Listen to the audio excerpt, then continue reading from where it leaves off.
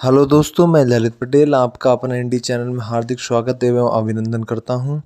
आज हम बात करेंगे आपसे ज्योति मौर्य के प्रेमी मनीष दुबे की, जिन पर आरोप आलोक मौर्य ने लगाए थे अवैध संबंध के, अवैध प्रेम प्रसंग के अपनी पत्नी ज्योति मौर्य के साथ। दूसरी हम आपसे चर्चा करेंगे पॉल्यूशन की। आखिर प्रदूषण इस तरह से बढ़ता जा रहा है, इसके पीछे कारक कौन है और क्या इसकी रोकथाम के कुछ उपाय किए जा सकते हैं या फिर लोग इसकी जिम्मेदारी लेने से बच रहे हैं। तीसरी हम आपसे बात करेंगे राजनीतिक पार्टियों की। जो सभी दल अब चुनावी मोड में चले गए हैं, लेकिन एक दूसरे पर आरोप और प्रत्यारोप की झड़ी लगाए हुए हैं। इसमें जनता का भला होने वाला है या फिर जनता के हित में काम करने के लिए इन पार्टी को अग्रसर होना चाहिए, इस पर हम आपसे चर्चा करेंगे। दोस्तों, पहली बात हम आपसे करते हैं मनीष दुबे की। मनीष दुबे और ज्योति मौर्य तमाम आरोपों को लेकर लंबे समय से सुर्खियों में रहे। ज्योति मौर्य के पति आलोक मौर्य ने अपनी ही पत्नी पर गंभीर आरोप लगाए थे मनीष दुबे के साथ अवैध संबंध प्रेम प्रसंग को लेकर। यहाँ तक कि आलोक मौर्य ने अपनी पत्नी पर यह भी आरोप लगाया कि वह एक भ्रष्टाचारी महिला है। उसने अपने पद पर रहकर तमाम भ्रष्टाचार किए हैं, जिसकी एक डायरी 32 पेज की डायरी जो थी मीडिया के समक्ष रखी, जिसमें 33 करोड़ का अवैध लेन देन का जिक्र किया था आलोक मौर्य के द्वारा। यहाँ पर सवाल उठने लगे थे कि ज्योति मौर्य के द्वारा इतने कम समय में 33 करोड़ का एकमात्र डायरी में लेन देन हुआ, इसके अलावा और जो लेन देन लिखित नहीं हो सकता है वह कितना हो सकता है। कहें ये फहरिस्त जो थी 100 करोड़ के आसपास तो नहीं पहुंच जाती। यह ज्योति मौर्य के पास जो इतने कम समय में संपत्ति अर्जित की गई, तमाम संपत्तियां हैं, 6 बैंक खाते हैं, इनके लेन देन में कहीं ना कहीं ज्योति मौर्य के द्वारा वैध धन तो नहीं भ्रष्टाचार के तहत लिया गया, या फिर मनीष दुबे पर आलोक मौर्य ने अपनी हत्या की साजिश रचने का आरोप लगाया था अपनी पत्नी और मनीष दुबे पर। इसमें काफी सनसनीखेज मामला रहा था, यानी कि ज्योति मौर्य और मनीष दुबे दोनों पर ही आलोक मौर्य के द्वारा गंभीर आरोप लगाए गए थे, जिससे पार पाना या बच पाना ज्योति मौर्य और मनीष दुबे के लिए मुश्किल था। जिसमें एक नया ट्विस्ट आया और आलोक मौर्य ने अपनी शिकायत वापस ली थी। उसके बाद ज्योति मौर्य ने राहत की सांस ली और इसमें प्रयागराज कमिश्नर के द्वारा जांच रिपोर्ट शासन के पास भेज दी गई, जिसमें ये सिफारिश की गई कि ज्योति मौर्य के खिलाफ भ्रष्टाचार के आरोप सिद्ध नहीं हुए, पुष्टि नहीं हुई, अतः उन पर भ्रष्टाचार के आरोप नहीं है और उनको क्लीन चिट दी गई। अब ये माना जा रहा है कि ज्योति मौर्य की फाइल स्वतः समाप्त हो जाएगी, यानी कि उनका चैप्टर क्लोज हो जाएगा, जो आरोप आलोक मौर्य ने लगाए थे। लेकिन उधर मनीष दुबे का मामला, मनीष दुबे पर महिला होमगार्ड ने आरोप लगाए थे, जिन आरोपों की जांच हुई, इससे पूर्व भी जांच हुई थी, लेकिन उसमें मनीष दुबे क्लीन चिट दी गई। लेकिन ज्योति मौर्य का जब नाम प्रकरण सामने आया, उसके बाद महिला होमगार्ड की जो शिकायत थी उसमें पुनः जांच की गई और बीके मौर्य डीआईजी होमगार्ड के द्वारा जांच की गई, जिसमें शासन को भेजी गई थी। इसमें ऐसा जानकारी में आया है कि मंत्रालय के द्वारा इसमें मनीष दुबे के खिलाफ जो जांच हुई थी उसको संतुष्टि दी गई है। अब मनीष दुबे के खिलाफ एक्शन होगा और उनके खिलाफ सस्पेंशन और एफआईआर दर्ज करने का एक्शन भी हो सकता है। दूसरी तरफ दोस्तों ये कि मनीष दुबे की मुश्किलें बढ़ी, ज्योति मौर्य को भ्रष्टाचार के मामले में क्लीन चिट दे दी गई, क्योंकि उनके खिलाफ जो आरोप लगाए थे उन पर ज्योति मौर्य के द्वारा, उनके पति के द्वारा, आलोक मौर्य के द्वारा ही लगाए गए थे। इसमें आलोक मौर्य ने ही शिकायत दी शासन के पास, उसके बाद आलोक मौर्य ने शिकायत वापस ले ली, यानी कि आलोक मौर्य ने ही प्रकरण स्टार्ट किया और आलोक मौर्य ने प्रकरण समाप्त कर दिया। क्या भ्रष्टाचार एक ऐसी जड़ है हमारे देश के अंदर जिसकी नींव बहुत खोखली है? ऐसा नहीं है दोस्तों।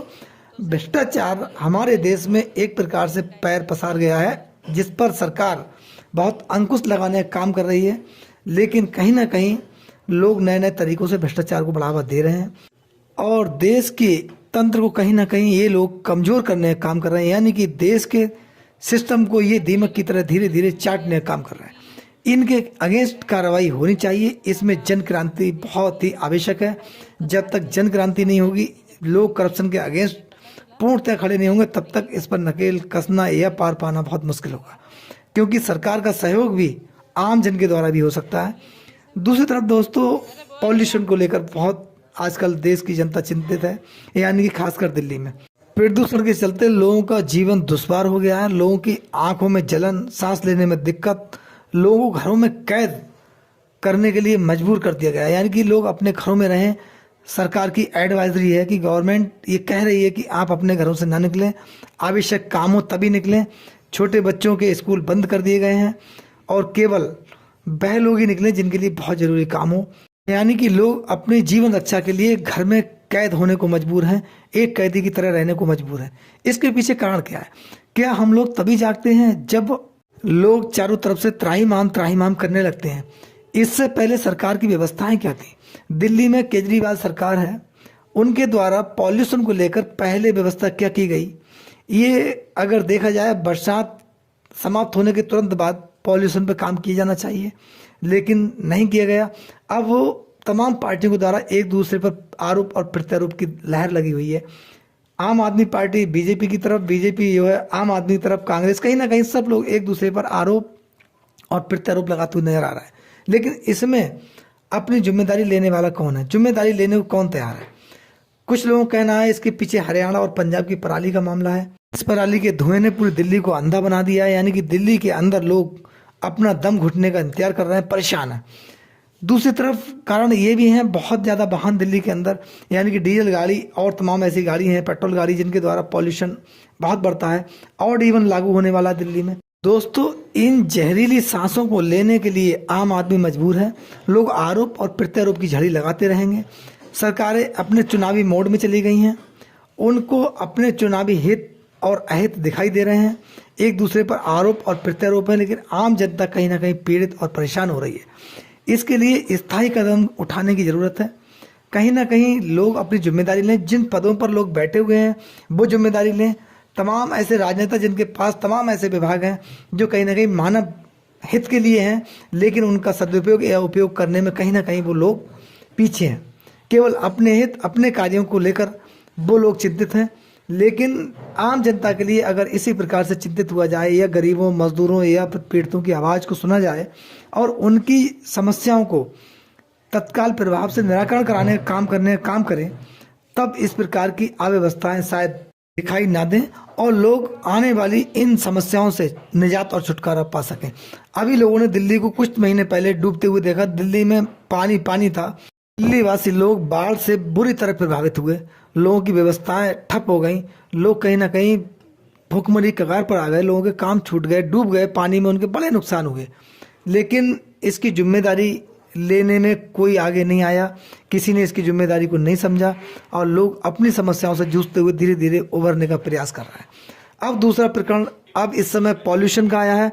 पॉल्यूशन को लेकर लोग आरोप प्रत्यारोप लगा रहे हैं, लेकिन आम जन प्रभावित है, आम जनता परेशान है। दोस्तों, हमारा उद्देश्य इसमें यह है कि अभी भी देश को ऊंचाइयों पर ले जाने के लिए आम जन और जो संवैधानिक पद पर बैठे हुए लोग हैं उनको आगे आना चाहिए और मानव हित में बड़ी मजबूती से काम करना चाहिए।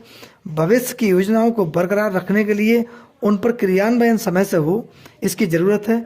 लोग अपनी जिम्मेदारी को समझें। आपकी क्या राय है इसमें? अपनी राय हमें कमेंट्स बॉक्स में ज़रूर दें। नमस्कार, जय हिंद, जय भारत, धन्यवाद।